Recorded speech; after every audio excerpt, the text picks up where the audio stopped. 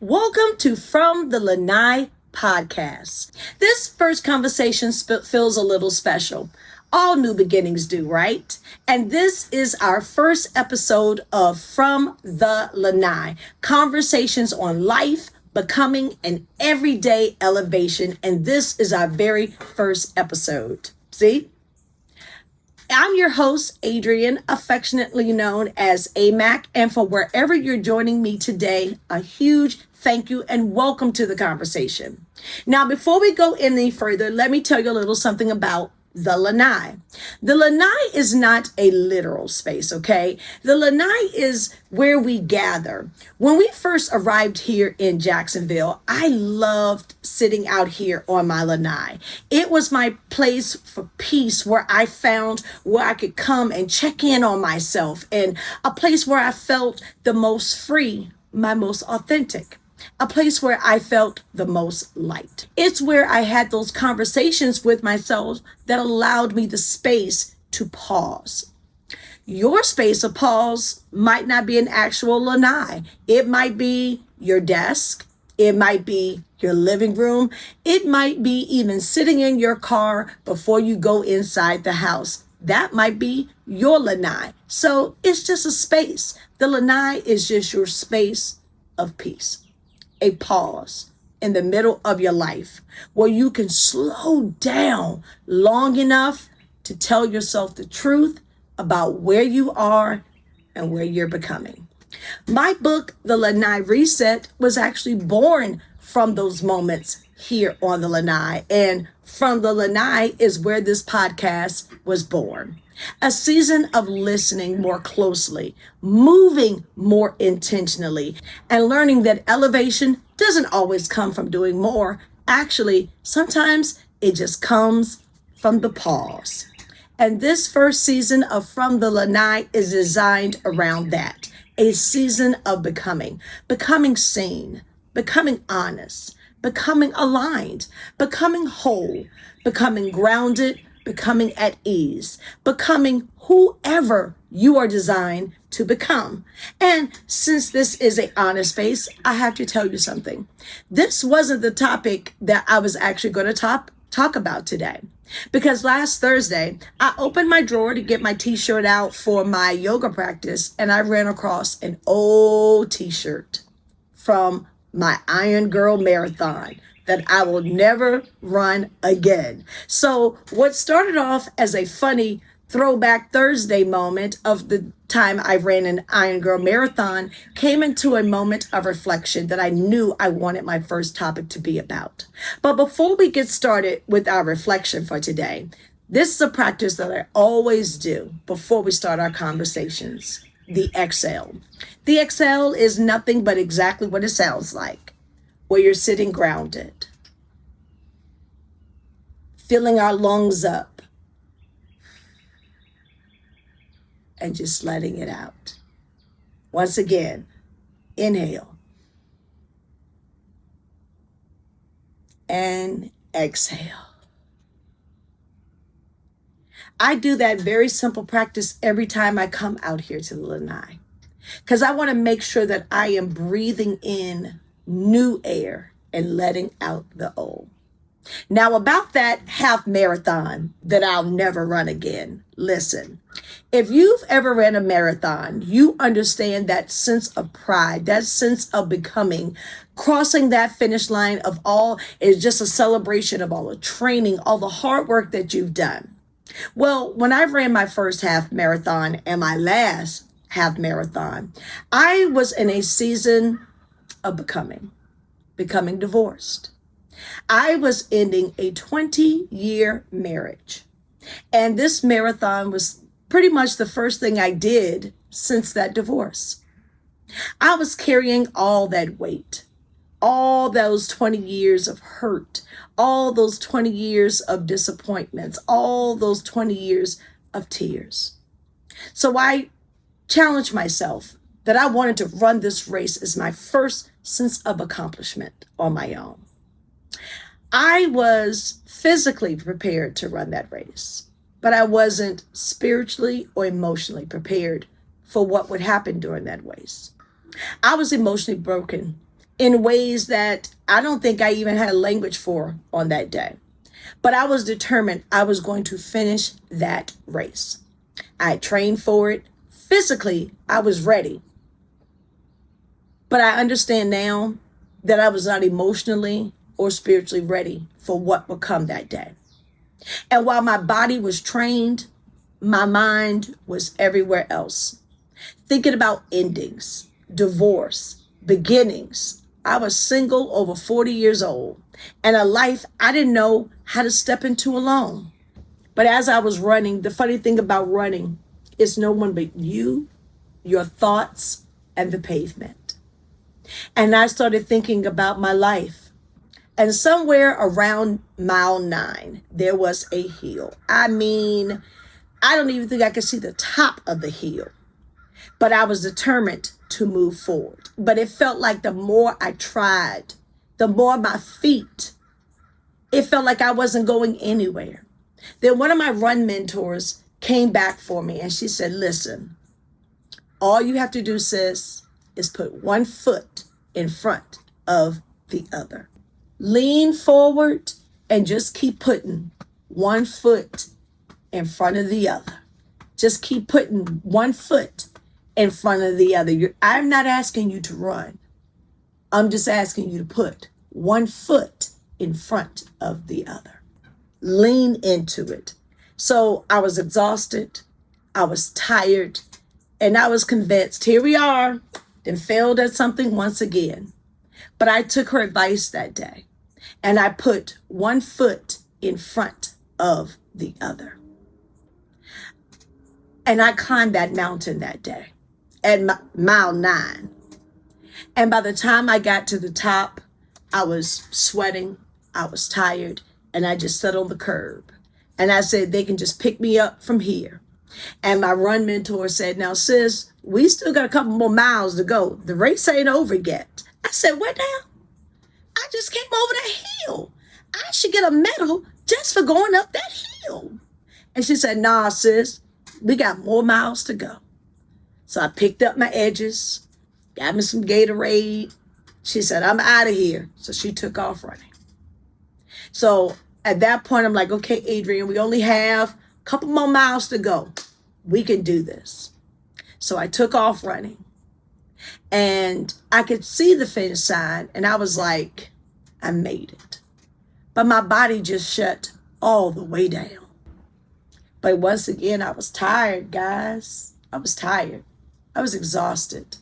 My mind was running at a pace that I wish I could have run that day. Everything felt heavy. Everything felt like failure. It felt like I could not move another muscle. And I looked around and I said, I think I'm the last one on this race. And sure enough, I was. I saw the people picking up the cones as I was trying to run. And I just felt so broken. I said, once again, I have failed. Everybody seems like they got it all together. They finished their race. And I'm still here trying to figure this thing of life out. It's heavy. I can't do it anymore. I was broke. My credit was trash. I had no money. I was single, starting over again, over 40. And something inside me just broke. And I just started crying on the middle of these people's marathon course. And I just closed my eyes and I said, God, I can't finish this race with all of this weight on me. And he said, then let it go. And in that moment, I said, God, I got to let it go. So I released it. I released expectations of me. I released all the weight of guilt, all the everything. I just released it. As I was running that half marathon, And when I opened my eyes, I could see my run group coming back towards me. And one at a time, we all linked arms. And my good sis said, sis, I don't care if we have to put you on our back. You're going to finish this race. So arm in arm, we ran, or what they call running, towards that finish line. They didn't know what I was carrying. They just thought I was slow. They just thought, they just thought she's a slow runner. But what they didn't know was that was the first day of my release. That was the first day of my becoming. But just as I was a few steps from the line, they all released as if we had choreographed it, and they let me finish the race alone. Because sometimes in this life, you're not going to have a cheer squad. And that's why it's important that we put on our mask first. We have to make sure that we're equipped, because you're not always going to be able to take somebody with you on that journey. Some journeys are just for you. And in that moment, that journey was for me. So they let me finish that race by myself. And I crossed that finish line, got my little medal, took all my pictures, because what I knew then is that this was the last time I needed to run a half marathon, because I don't need to prove myself anymore. Not in that regard. I didn't need to carry that heaviness with me anymore. But the truth is, I understood something that day. I wasn't running a race.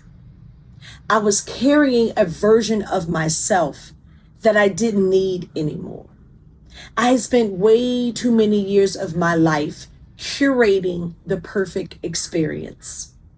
And I didn't need to do that anymore.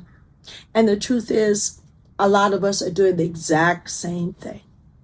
Carrying around things that don't belong to us anymore. Just because we've carried them all along. Just because you're good at carrying something doesn't mean it's yours to carry. And that sense of accomplishment, that sense of release. And what I learned that day is some things are too heavy to carry, and you're just going to have to let them go. And that actually was the start of my season of becoming. Becoming light. Living light. The Lanai Reset was built out of those moments of learning to live light. Learning to put down those things that were heavy. And the From the Lanai Reset came from the conversations that I had while I was here on the Lanai. And what those ladies don't know that day is that is what I was carrying across that finish line, or that's what I was carrying on that race. And the reason why I say I'll never run another half marathon, it's not because I don't think I could finish another half marathon, but I just don't feel that need to prove that anymore. That weight that I was carrying on that half marathon, I've released it. And it's no longer on my to-do list because it's gone. That heaviness is gone. And from that moment forward, I developed my life around living light and what that looks like. And what that looks like has developed into what I am producing now. The Lanai. Who would have known? The Lanai. I lived in Baltimore. I now live in Jacksonville. Who would have known? Who would have known? So everything that happened had to happen the way it happened. And if you're joining me today on this very first episode, I say thank you. Thank you for joining me. And I hope this moment reaches you exactly where you need it to be. And I hope that you will join me on this season of becoming, this very first season of becoming of From the Lanai, starting with the Lanai reset, because we have to reset before we can move forward. I can't promise you life will be perfect. I can't promise that life in their seasons won't feel heavy. But what I'm here to do is to help get you through those moments to living light. That was my story. There are a lot of things I was carrying. At that point, I was 40. Now I am over 50. So there were a lot of things I was carrying that weren't mine to carry. So I had to learn how to release them. I had to develop the tools to release them. And that's what the Lanai reset is all about. That's what From the Lanai is all about. The tools to be able to release those things that feel heavy.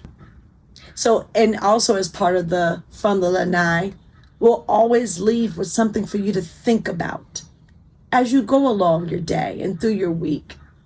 Something for you to meditate on. I use my journals. I love a good blank journal. And that's why I knew my first book was going to be a journal, because that's how I did the work. But get a nice blank journal. Go to the Dollar Tree. Get, a little dollar notebook, spiral notebook. Same purpose. It doesn't have to be fancy. It doesn't have to be expensive. They all do the same work. The point of the exercise is to capture the feeling, to capture the emotion. So here's your journal prompt for this week. Where in my life are you still carrying something just because you always have? Where are you holding on out of habit instead of out of alignment? And what would it feel like if I just put them down? These thoughts are your thoughts. These moments are your moments. I invite you to be as authentic as you can. Some writings are going to come fast. Some writings take a moment because you're thinking. You're letting it marinate. And I invite you to do both. Let the time be what it's going to be. The point is getting to the truth. Like I said, these are your moments. And tuck your journal away. And go back to it again if you need to. If this conversation met you today, I want to invite you back. Please come back to join me here on the Lanai with me. We're now connected now. We connected now. And make sure you're following From the Lanai wherever you listen to podcasts. And be sure to join us on social media so we can keep the conversations going, even when we're not on the Lanai. Thank you for meeting me here. We are now connected. And until the next time, live light and be well. Thank you for watching. If this spoke to you, don't forget to like, comment, and subscribe. And follow AMAC Lifestyle to keep the conversation going. You'll find today's show notes and journal pages in the description. Until the next time, live light and be well.